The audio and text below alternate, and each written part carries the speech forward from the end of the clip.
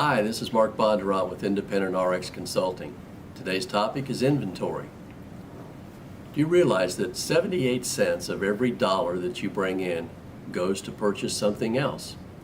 And if that item is not sold, it sits where? In the inventory. What's the typical inventory value of a pharmacy?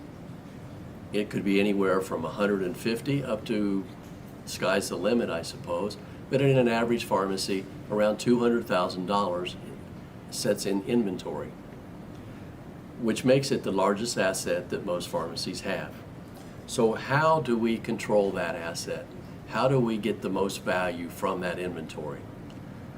So what should be our number one goal of inventory control? And that is to have what most people need.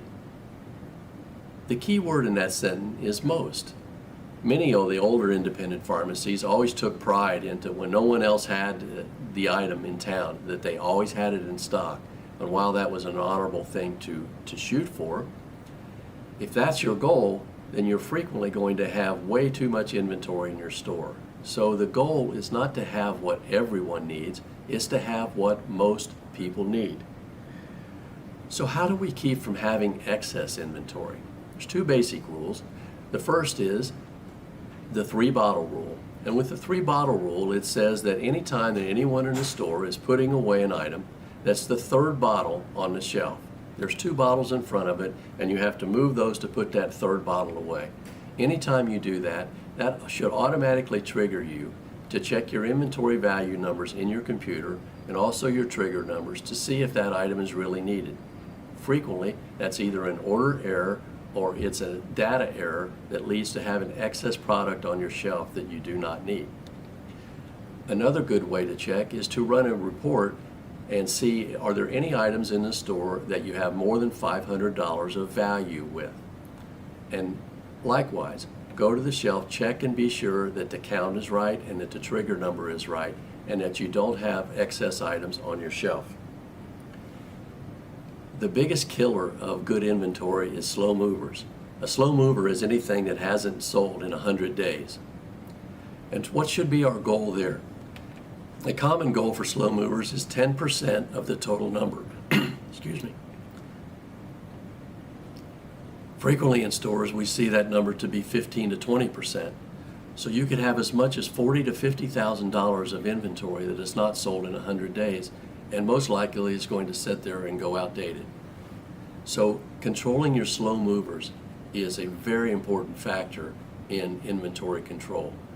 Even more important than how many turns you're getting or even what the value of your inventory is. Slow movers is really the main ingredient in great inventory control. So how do you reduce slow movers? If you don't have this process in your store already, definitely put this as part of the way you do business. If you're ordering an expensive brand name item or dispensing any expensive brand name item, that product should not be taken out of its original package and labeled until such time that the customer has paid for that prescription and you know that it's going to sell. Frequently what happens is you break the seal, you put it in a prescription bottle, and all of a sudden they don't pick that up. That sits on your shelf and it never sells, and it also becomes non-returnable. So having that label on pickup procedure is just essential to good inventory control. And secondly, anything that's over, say, $300, you should try to get that item on either onto a MedSync program, or at the very least put a reminder to yourself to order that item when it's needed, as opposed to carrying that on your shelf.